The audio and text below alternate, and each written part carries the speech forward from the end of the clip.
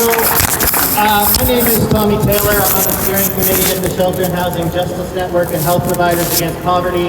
I've also been a frontline shelter worker in this city for many, many years. In the system, I've worked in shelters, respites, drop-ins, shelter hotels. I've just seen it progressively get worse year after year. But that is just a period on the sentence that has brought us here today. I am here to just say on behalf of all of us that are settlers that have benefited from a colonial past of violence and displacement, this is the story that is still happening here today. This is not new. The violence of last week is not new. It is shocking and it is horrible, but it has been happening in this country for centuries. So we may be upset about what happened last week, and rightfully so, but it is our responsibility. It is our obligation towards truth and reconciliation and our neighbors and the people who are here first in this country, that this argument and these demands today are not just about this. It's about this whole picture of displacement. They've been displaced long before that, so please keep that in your hearts and in your minds and in your actions today as we speak and as you hear these words and as you take actions going forward and who you allow to have a voice. So thank you for being here today. Thank you for being here on this day where we finally start to address what has been a very long history of displacement. And I'm going to turn things over to somebody who is just an absolutely phenomenal human being. A lot of you know her as Wild Witch on Twitter and other places. Please give a big round of applause to Jen.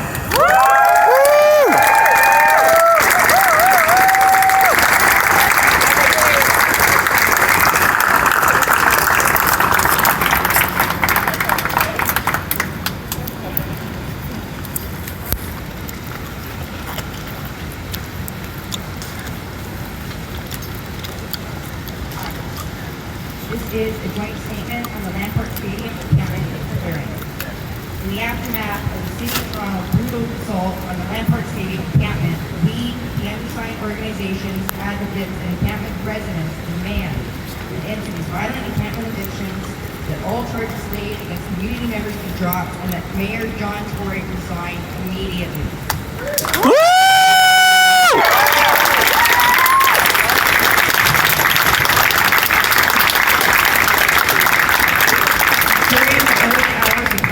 July 21st, hundreds of police officers descended on Lamport Stadium Park.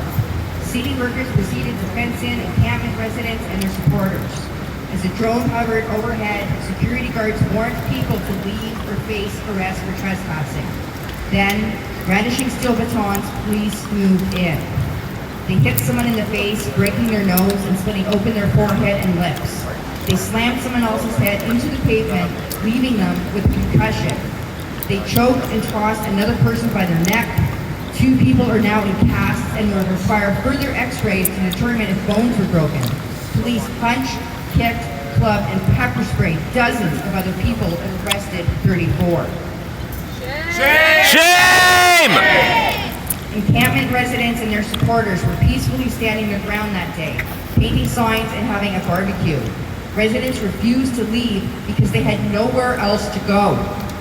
At least 24 people lived at the Lamport encampment before the eviction.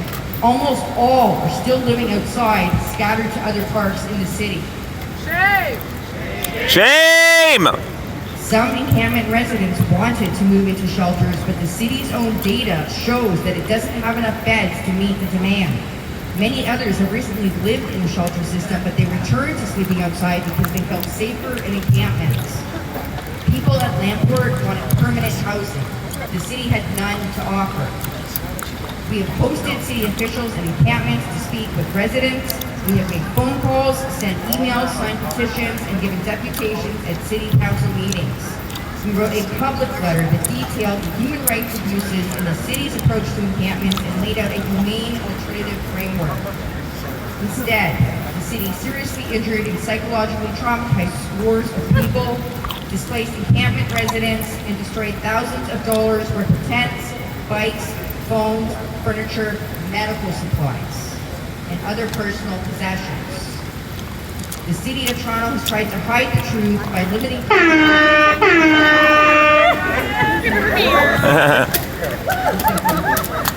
The City of Toronto has tried to hide the truth by limiting press access and by attacking and arresting reporters at clearings.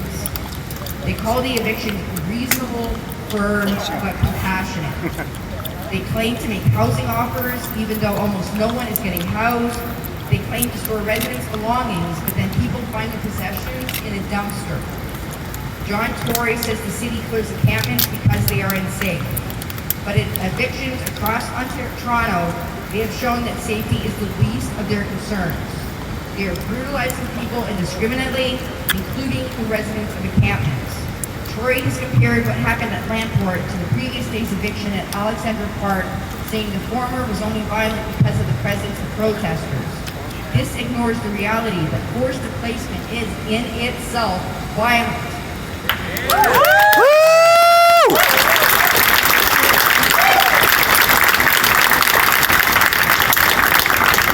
Meanwhile, Tory is also refusing to intervene in one of the worst mass residential eviction crises the city has ever seen, as mayoralty threatens the safety of communities across every ward. Shoving homeless people from park to park is not a solution. Hiring security to guard the grass is not a solution. Toronto should be run for the people who live here, not the real estate investors who force us out. John Tory must resign now.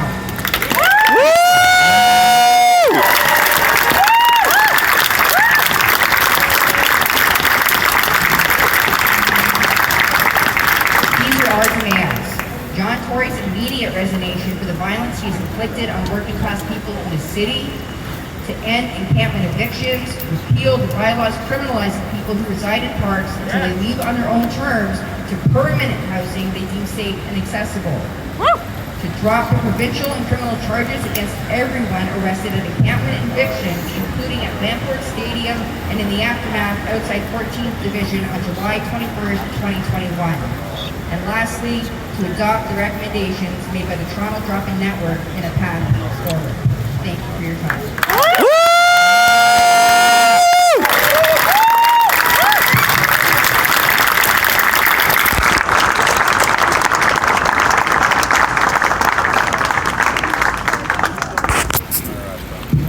Thank you so much, Jen. And yeah, just, I don't know, another round of applause. Thank you so much for powerful demands and statements. I don't know how many people here know this. 1 in 4 people sent to Toronto jails last year was homeless. 25. Sorry? Here to talk about just how long Yeah, well, I'm going to court in September. and what it looks like. Former residents. Okay, yeah, after I film this. What's your name? Avenue, Liberty Connor? Village. Okay, I'll catch up with Please you. put your hands together for Adam Brian Golden. Cleary.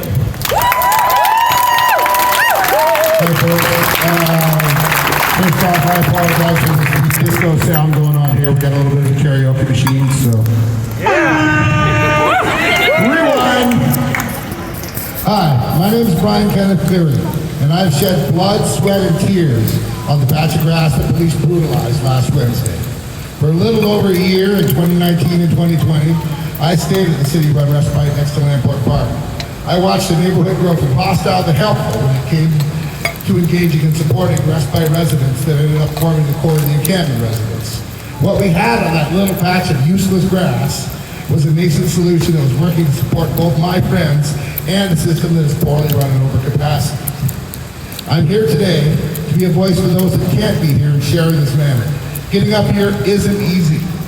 Interviewing someone in an encampment about what's going on is like running up to someone who's on fire and asking them how they're feeling and if they have any comments for the fire. The folks not up here are traumatized. They're mostly BIPOC folks. They're trans folk, they're queer folk, and everyone else that's been pushed aside, stepped on, and ultimately discarded by systemic racism. If you don't believe it exists, then look at who ends up with the shelter system.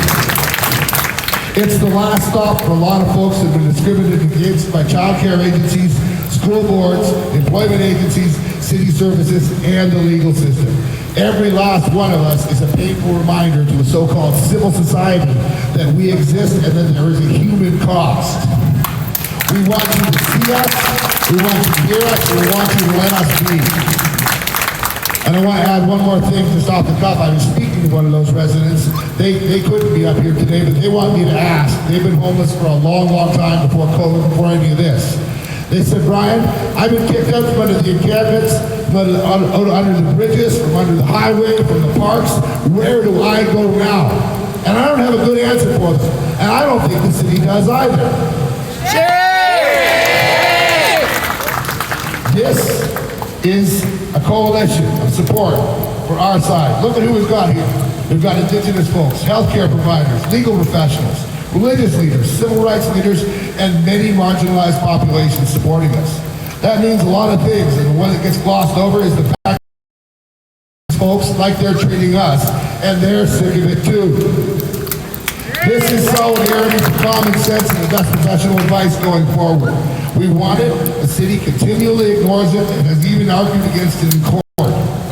We have worked with our friends gathered here today with absolutely no support or engagement from the city to take a small part of the 1,500 parks and 5 golf courses that the city controls and make our own solution. At times, it was messy, silly, and frustrating, but it was working.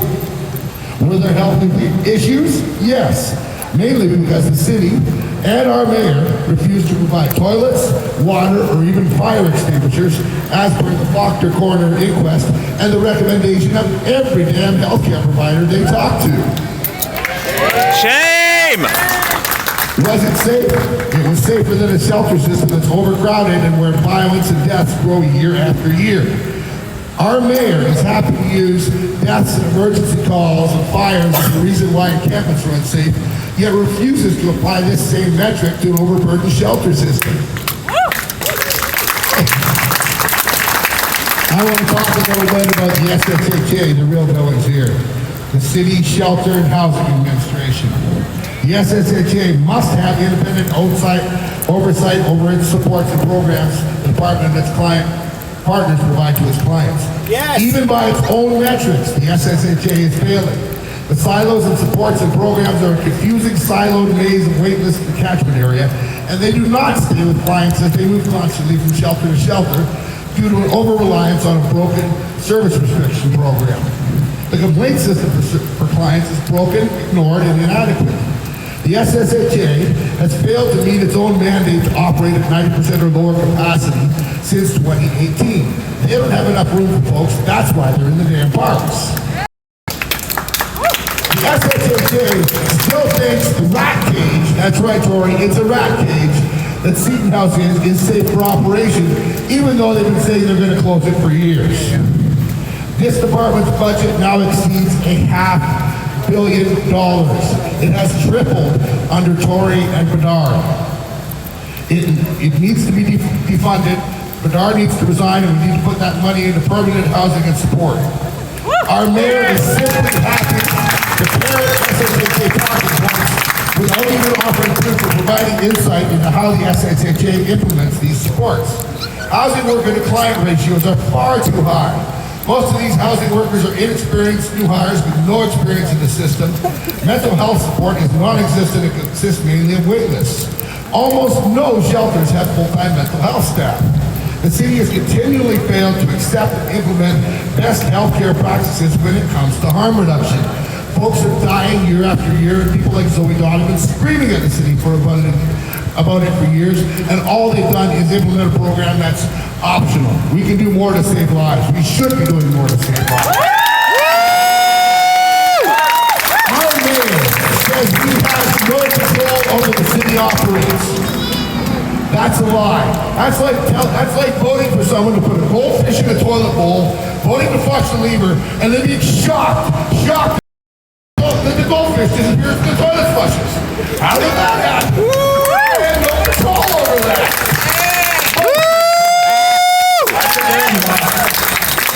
Totally lies.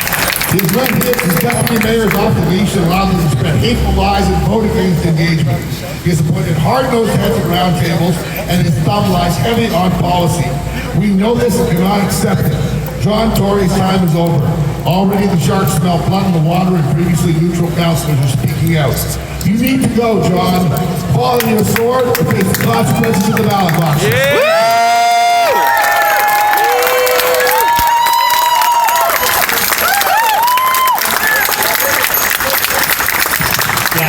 One more time for Brian. All right. Up next, someone who has been in so many places that we're talking about today, and last week certainly has a story to tell. But beyond that, someone we all know and love, the one and only Gru.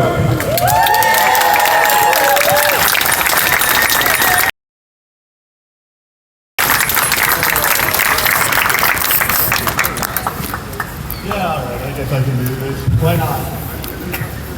Been relatively active. Louder! I don't want to talk louder!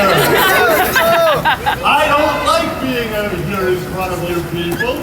I don't like being out here because I just want to be left the hell alone. Right up here though, John Tory, you won't let that fucking happen.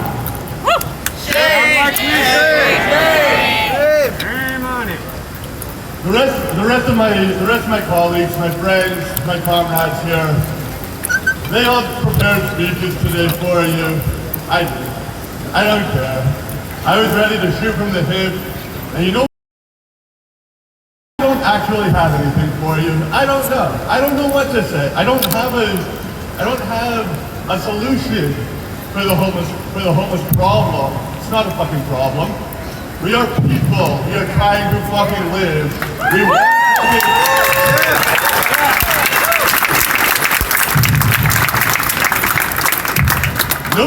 No one in the parks right now has said, I want to be here. Nobody woke up one morning and said, I'm going to go down to Trinity Bellwood Park and sleep in the park for the rest of my life. That's not what we fucking did.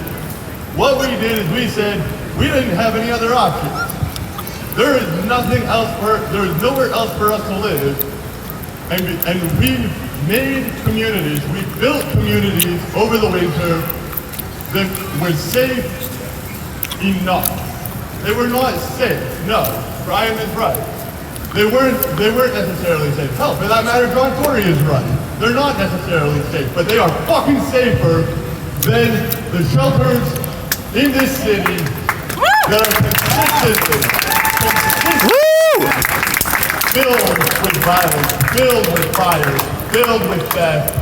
Fuck going into the shelters. I'm not doing it.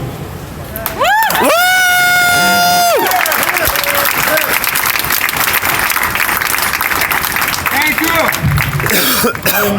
Brian mentioned Zoe Dodd, and she had written something this morning that I'd like to repeat. That will be the closest thing to an actual statement that you get from her, because she's not coming down today. And she has her reasons, and that is perfectly fine. She said, being part of the police is scary and awful, and obviously people should speak to it. But this also happens every day to people on the streets and living in the encampments. Having their tents slashed, set on fire, their belongings stolen by city workers, their homes destroyed, raided, beaten, arrested, harassed. They don't have a choice. We don't have a choice if we show up to an offense or an action in an encampment, in a park. We don't get that choice. All of you people, you get that choice. You can choose to stay home. I don't get that choice.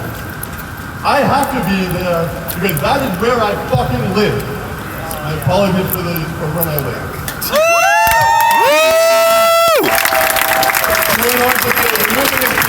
Not new. 700 of them were removed by the city in 2019. Also done with violence. This is a practice that has been happening before a lot of people who are new to this issue ever took notice. I'm worried of people losing sight as I've seen this over and over, that people start centering themselves and drifting from the actual focus. Look, I get the homelessness is new and fancy and sexy right now, and everybody wants to help out where they can. But Kent City was cleared 20 years ago, sorry, 19 years ago. And every single year since, everywhere that we have gone to try to get out of sight and out of mind where these people want us, we are hunted down and we are cleared out the way that we were at Lamport, the way that we were at Alexandra Park, the way that we were at Trinity Bellwoods, the way that we are under the Gardner Expressway, or out in the Don Valley, or in Rosedale Valley, or anywhere that we have the audacity to try to exist.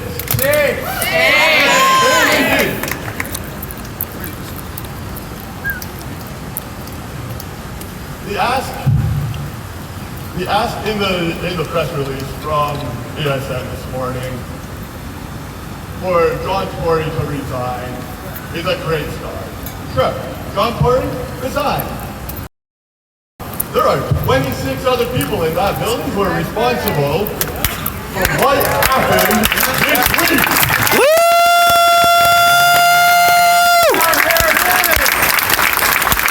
Every single councilor in this building needs to lose their seat. They're not smart. All I want on October 24th, every one of us clean the house.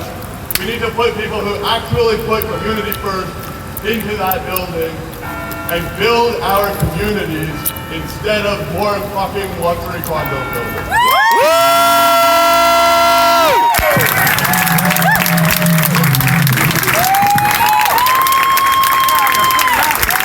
Yeah, let's give it up for Drew.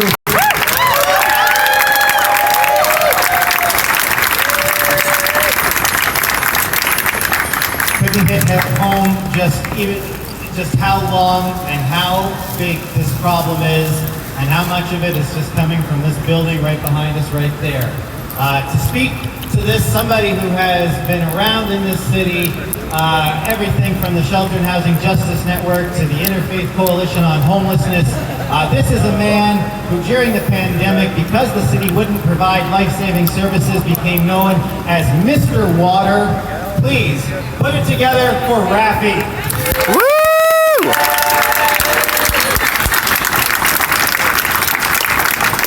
Thank you, Tom. We are here today to tell Mayor Tory that as Torontonians, we will not tolerate this reprehensible and violent action against those he has failed to house or their advocates. Last week, the Mayor Tory claimed not to have seen film footage or photos of the violence he unleashed on innocent people. The world watched like each of us in horror. We are here to say that these actions do not represent us and were not conducted in our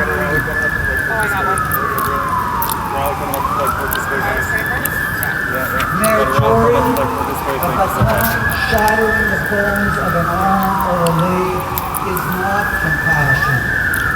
Traumatizing people over and over again through forced evictions is torture.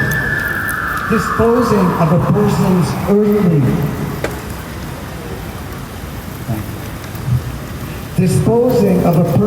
earthly possessions is not sadistic.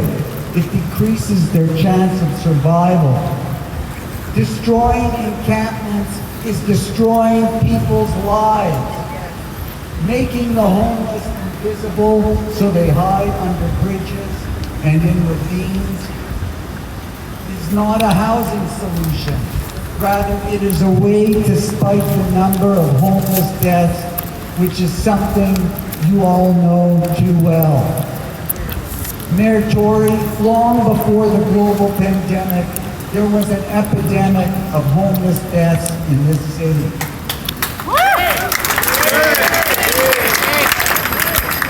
In 2017, when Toronto Public Health started tracking the numbers of homeless deaths, we were shocked to learn that there were 1.9 deaths a week.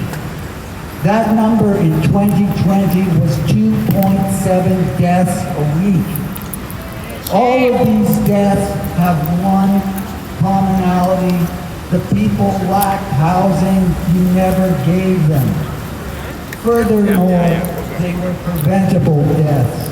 I just want to, scout and stop what. Imagine for a moment if this was any other segment of the population where 2 people were dying each week.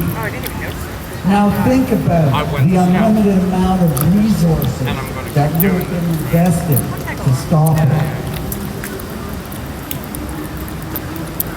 Mayor Tory, your inflated, distorted, and fictional claims of the number of city engagements is missing one visitor, and that's you.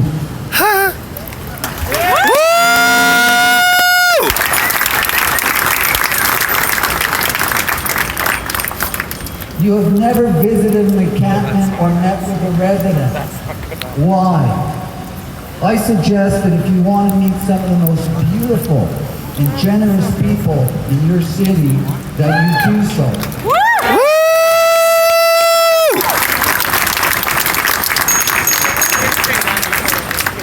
And just for the record, as Bruce said, no counselor has visited an encampment either.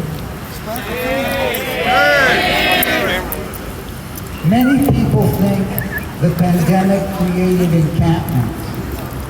The truth is, Mayor Tory is the architect of encampments, and 2020-21 would have been the years of the great encampments with or without a pandemic. The rotting fruit of Mayor Tory's 7 years of failed housing policies finally fell to the ground. Shame! During this period, he chose not to build rent-to-income housing.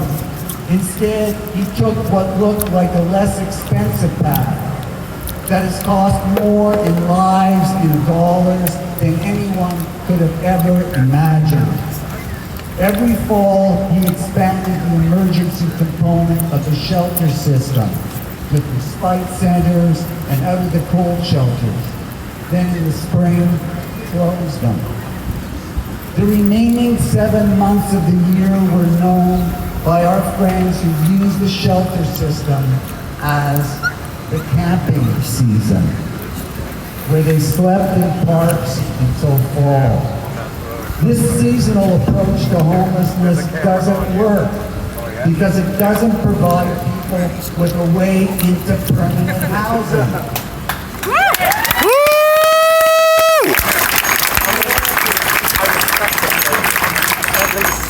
Instead, it entombs them in the shelter system.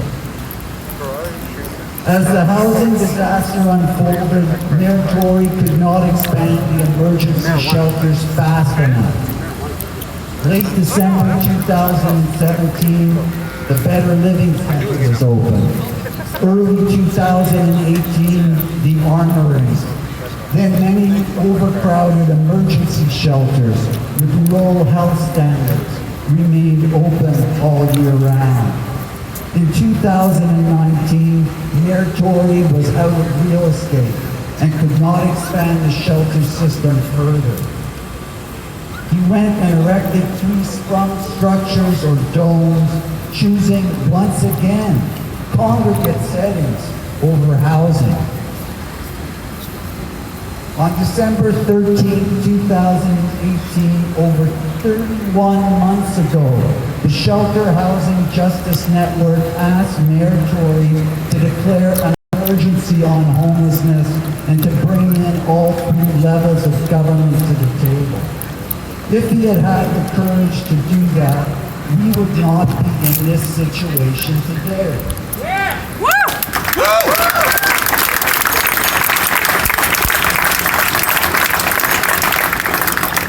Today, for those in encampments, there is no housing, there are no shelter beds, and there never has been safe indoor spaces.